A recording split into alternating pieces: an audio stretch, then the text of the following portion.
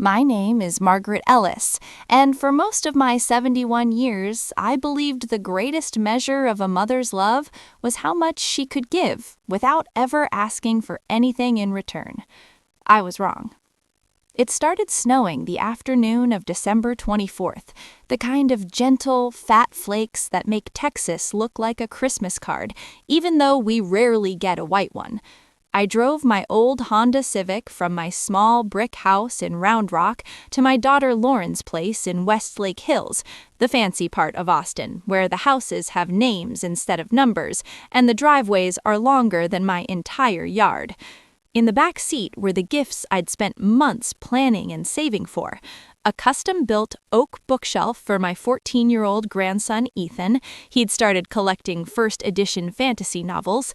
The latest iPad Pro with the pencil and keyboard case for 11-year-old Sophie. She wanted to start a YouTube channel about baking. A bottle of Chanel No. 5 and matching body lotion for Lauren, the same perfume my mother wore. I thought it would feel like a bridge across generations. And for my son-in-law, Derek, a set of premium golf clubs he'd mentioned wanting someday. I paid cash so there'd be no paper trail on my credit card. Most importantly, tucked inside a velvet jewelry box at the bottom of the largest bag was the real treasure, my grandmother's pearl necklace. 3 strands of perfectly matched saltwater pearls, clasp set with a tiny diamond, handed down from my great-grandmother who wore them on her wedding day in 1923. I'd worn them on my own wedding day in 1974, and Lauren had worn them at hers in 2003. I imagined her face when she opened the box, maybe tears, maybe a long hug, maybe the words, "I love you, Mom," that had grown rarer over the years. I parked behind Derek's gleaming black Tesla and carried everything up the flagstone walkway. The house smelled of cinnamon and pine the moment Lauren opened the door. "Mom, you're early," she said, smiling that tight, polite smile she'd perfected over the last decade. "I wanted to help with anything," I replied, stepping inside. "The kids can open one gift tonight if you want." Derek appeared from the kitchen, wiping his hands on a dish towel. "Hey, Margaret, we've got it covered. The caterer's coming at 6. Caterer, of course. Their Christmas Eve party had become an event. 40 people, string lights across the back patio, a live jazz trio last year. I used to help cook. Now I was just another guest. I set the bags under the massive Fraser fir in the living room. The tree was beautiful, silver and white ornaments, no homemade construction paper stars like the ones we used to make. Ethan and Sophie ran over, hugged me quickly, then disappeared upstairs again. They were polite children, but the easy affection I remembered from when they were small had cooled into something more formal. Lauren glanced at the pile of gifts. "You didn't have to bring so much, Mom." "I wanted to," I said simply. She nodded, already turning back toward the kitchen. "Derek's parents are coming early to help set up. Maybe you can sit and relax for a bit." I sat. For the next 2 hours, I watched professionals arrange charcuterie boards, light candles, fluff pillows. I offered to help twice. Both times I was gently waved off. At 6:30, the guests began arriving. I recognized most of them. Derek's law firm partners, Lauren's Pilates friends, a few couples from their country club. I wore my navy dress with the pearl earrings that matched the necklace still hidden in my purse. No one commented on it. Dinner was served buffet style. I filled a plate with salmon and roasted vegetables, then found a seat near the fireplace. Lauren made a toast at 8 o'clock. "To family," she said, raising her champagne flute, "and to the people who make every holiday special." Everyone clinked glasses. I smiled, waiting for her eyes to find mine. They didn't. After dessert, the children were allowed to open one gift each. Ethan chose mine, the bookshelf. He thanked me politely, set it aside, and went back to his phone. Sophie opened a new pair of AirPods from her parents and squealed. Then Lauren clapped her hands. "Okay, everyone, before we do the big gift opening tomorrow, we have something special for Grandma Margaret." My heart lifted. Maybe this was the moment. Maybe she'd saved something sentimental, too.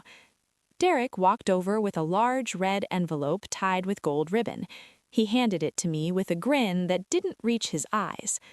"From all of us," he said loudly enough for the room to hear. People quieted, watching. I opened the envelope carefully. Inside was a glossy trifold brochure. Sunrise Senior Living, Luxury Retirement Community, Austin, Texas. Your new chapter begins here. The cover showed smiling, silver-haired couples playing shuffleboard. My fingers went cold. Lauren stepped forward, still smiling. "We thought it was time, Mom. You're always saying how hard it is to keep up with that big house by yourself. Sunrise has everything. Meals, activities, medical staff on call. And look," she pointed to a page, "they have a book club. You love reading." Laughter rippled through the room. Light, amused, the kind of laughter people make when they think something is both funny and slightly awkward. Derek added, "We already put down a deposit, move-in's flexible, but they recommend early spring before the Texas heat gets bad." I looked up. Lauren's eyes were bright, expectant, as if she just handed me a winning lottery ticket. The brochure trembled in my hands. I'd paid the down payment on this very house, $180,000 in 2008 when the market crashed and they almost lost their dream. I'd funded Ethan's private middle school tuition for 3 years, $42,000 total, Sophie's dance lessons, summer camps, braces, the new roof after the hailstorm in 2019, $19,000, the Tesla down payment, $15,000, and every December for the last 8 years, an extra $10,000 Christmas bonus, wired quietly so they could enjoy the season without stress.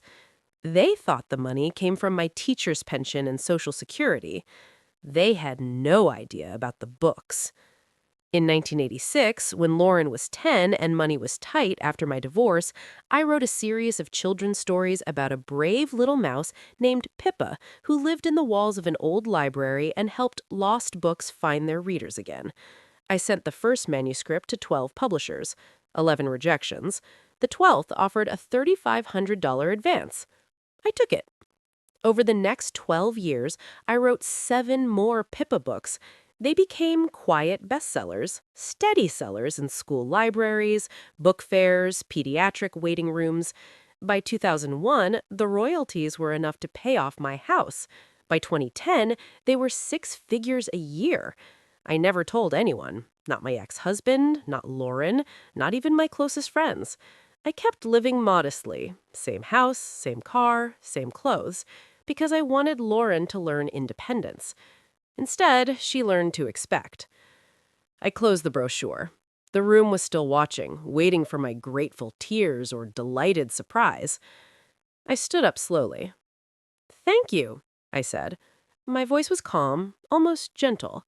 "This is very thoughtful." Lauren beamed. "We knew you'd love it." I looked around at the faces, some sympathetic, some amused, most simply waiting for the next part of the party. "I think I'll head home now. The snow's getting heavier." Lauren frowned.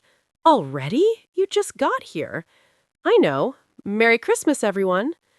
I walked to the foyer, picked up my coat and purse. No one followed to hug me goodbye. Outside, the snow had thickened. I sat in my car for a long minute, engine off, letting the cold seep in until it matched what was inside me. Then I drove home. First, I logged Christmas morning. I woke at 5:30 like always. I made coffee, sat at my kitchen table, and opened my laptop. Into the royalty account, administered through a trust I set up in 2005. Current balance, $3,847,219. Annual passive income after taxes, roughly $218,000. Next, I called my financial advisor, Tom Hargrove, who always answered on holidays because I paid him very well to do so.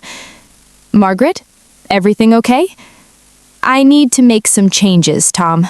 Effective immediately." I canceled the automatic monthly transfer of $2,500 that went to Lauren's household account for incidentals. I closed the joint emergency line of credit they'd been using and maxing out since 2017. I instructed him to sell the beach house in Port Aransas I'd bought in 2012, the one they used every summer and assumed would eventually be theirs. Proceeds would go into a new charitable trust. Finally, I emailed my estate attorney with instructions to rewrite the will. Lauren and Derek would receive nothing outright. Ethan and Sophie would each get a trust fund, accessible at age 30, provided they maintained a genuine, independent relationship with me, verified by the trustee, not by holiday appearances. The bulk of the estate, everything, would go to literacy nonprofits, children's libraries, and writing scholarships for single mothers. By noon, I had confirmation from Tom and the attorney that everything was in motion. I spent the rest of Christmas Day packing. Not everything, just what mattered. Clothes, books, photographs, my grandmother's pearl necklace, still unworn by anyone else, my old manual typewriter, the one I wrote the first Pippa story on, and the framed photo of me and Lauren at her college graduation, both of us smiling so wide it hurt to look at now. On December 27th, I listed my Round Rock house with a realtor. Asking price, $485,000. It was paid off. I'd bought it in 1982 for $67,000. On December 29th, I flew to Santa Fe, New Mexico. I'd bought a small adobe house there 3 years earlier on a whim, sight unseen except for photos, because I loved the light and the quiet. 2 bedrooms, a courtyard with a fountain, walking distance to the plaza.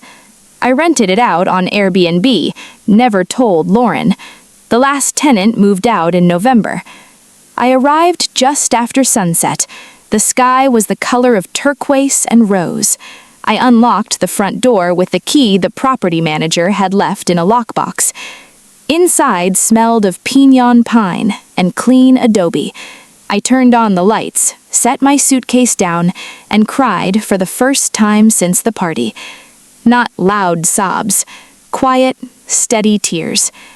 I cried for the little girl who used to run to me with every scraped knee, for the teenager who called me at 2 a.m. from college crying over a breakup, for the young mother who used to text me pictures of her sleeping babies captioned, "Wish you were here to hold them," for the woman who, somewhere along the way, decided her mother was no longer a person, but a resource. I cried until there was nothing left. Then I wiped my face, made tea, and sat on the portal watching the stars come out. The next morning, I started a new routine. I walked to the farmer's market and bought green chili and fresh bread. I joined the local library's book club. They were reading The House on Mango Street. I had thoughts. I signed up for a beginner's watercolor class at the community center. I began writing again. Not Pippa this time, something new. A story about a woman who spends her whole life building bridges for other people, then finally builds one for herself. On New Year's Eve, my phone lit up with messages. Lauren.